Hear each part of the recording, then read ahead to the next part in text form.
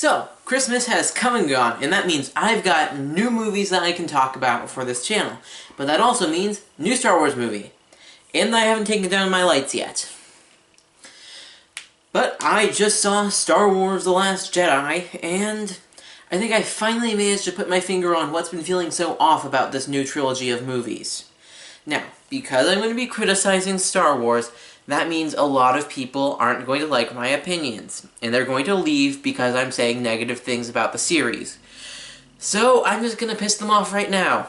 Greedo shot first, Jar Jar Binks is an amazing character, and Star Trek is better. That last one, I'm not lying about.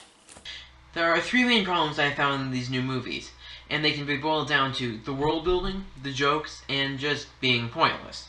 The first two are small nitpicks that don't really hurt the movies too much now, but I think that they will hurt the movies more in the long run. Number 1. In The Force Awakens, Last Jedi, and to a lesser extent Star Wars Rebels, the world building from the original movies, the Clone Wars TV series, and the prequels isn't really followed that closely. For example, several times in the Clone Wars TV series, we see what is considered formal clothes in the Star Wars universe. You see rich colors, elaborate clothes, silly hair, all very alien. Now look at these pictures from the casino scene in Last Jedi. Normal, modern tuxedos. Also, the dialogue in these movies seems a little off, and I think that's because it sounds more like a Guardians of the Galaxy movie than a Star Wars movie. Now, don't misunderstand me. I like Guardians of the Galaxy, but the humor in those movies usually works in those movies because it's what we expect from the series as a sci-fi action comedy. But we've had 40 plus years to get used to Star Wars and the tone it's set. Then to suddenly make the tone more comedic, it makes the jokes seem out of place, at least in my opinion. And I think that's our cue to move on to number 2, the jokes. The dialogue in these movies sounds like it was written by a genuinely talented person who wrote the script and then gave it to the studio, and they were like, yeah, I like the story, but it's not that funny. Can you add some jokes? Because if you don't add jokes, you're fired. The jokes just take me out of the experience. In The Last Jedi, Poe flies his X-Wing up to a Star Destroyer and hails them to give them a message, but he's pretending that he can't hear them and is acting like he's on hold. Does the concept of on hold exist in these movies? Do they have phones like we know them? How does he know what on hold is? Turns out he's just stalling for time so the fleet can get their bombers into position to take out the blockade so they can go to warp speed and leave. Then not 5 minutes later, BB-8 is trying to fix something in Poe's X-Wing, and how does he do it? Remember that Affleck commercial where the duck is plugging holes in the boat with his body parts? Well, that's basically how BB-8 does it, but he does it with extendable soldering irons.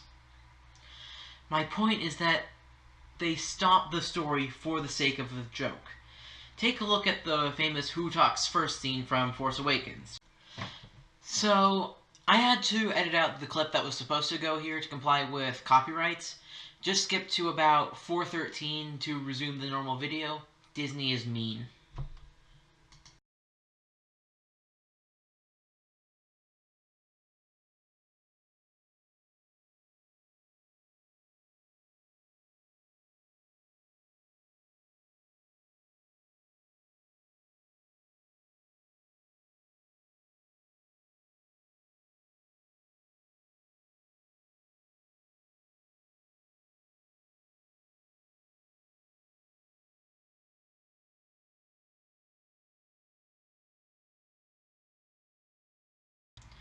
And now look at it with the cringy comedy edited out.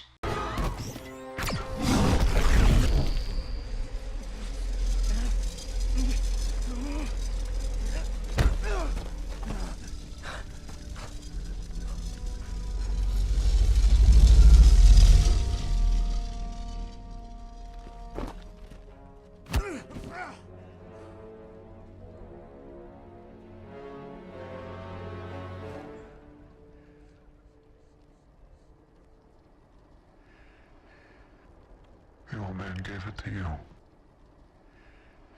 Search him. Apparatus. Nothing, sir. Put him on board.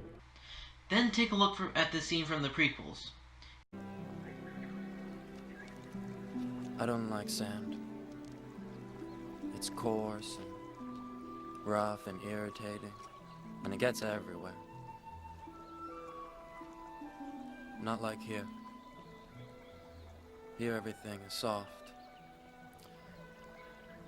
and smooth. You see, they don't stop the dialogue for the sake of the joke. The dialogue itself is a joke. Number 3. This whole story is unnecessary. If you look back at the canon pre-Disney Star Wars things, they have a common story, a common theme: the rise and fall of the Emperor and Anakin's descent into darkness and his eventual redemption. Their stories are intertwined and they mirror each other. When Anakin is a young, innocent child in The Phantom Menace, Sidious is just some nobody senator from Naboo. Then in Attack of the Clones, Sidious has become the Chancellor and he gets the clone army created. Then Anakin begins his descent into darkness when he slaughters a whole village. Throughout the Clone Wars, Anakin is the hero of the Republic and Sidious is constantly in danger of assassinations and kidnapping, not to mention his old apprentice Darth Maul returns as a possible rival to his position as top Sith. Then at the end of Episode 3, Sidious Execute Order 66 and becomes the Emperor. Then Anakin falls from the light into darkness and becomes Lord Vader. Then in A New Hope and Empire Strikes Back, the Emperor is at the height of his power, and Vader seems irredeemable until the end of Return of the Jedi, when the Emperor falls and Vader is redeemed right before he dies. Now, I'm not saying that the new trilogy shouldn't exist. I just don't think they should be a part of the movie numbering system, you know, Star Wars 7, Star Wars 8, Star Wars 9, etc. Those numbered movies were the story of the Emperor and Vader. This is a new story, where Supreme Leader Snoke, a previously unestablished character who looks like a Silence from Doctor Who, seizes power in the middle of the first movie so our heroes can be underdogs again. Sorry, felt I had to mention that part.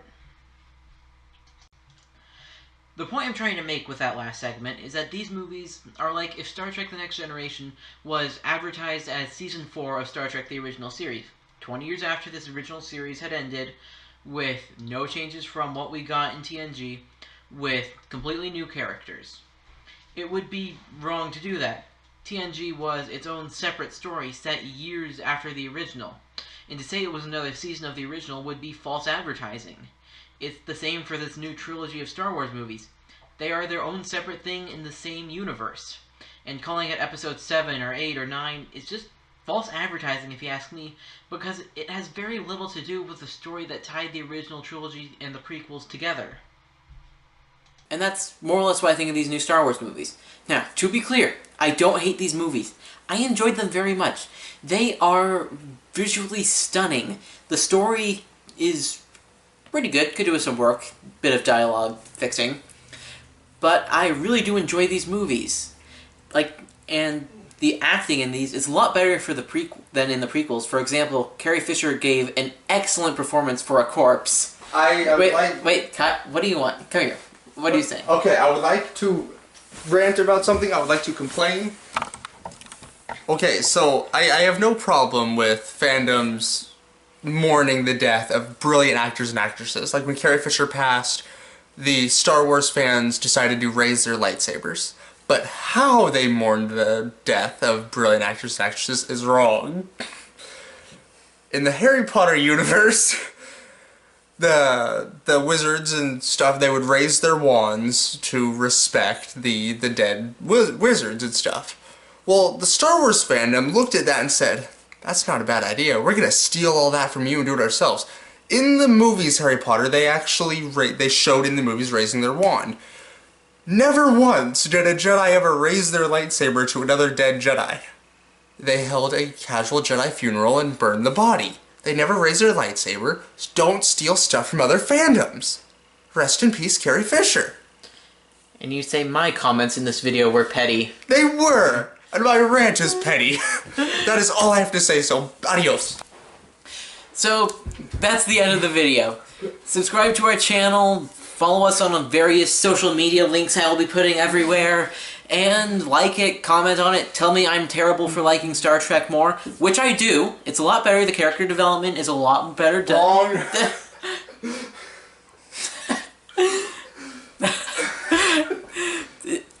I've been Alex. Goodbye.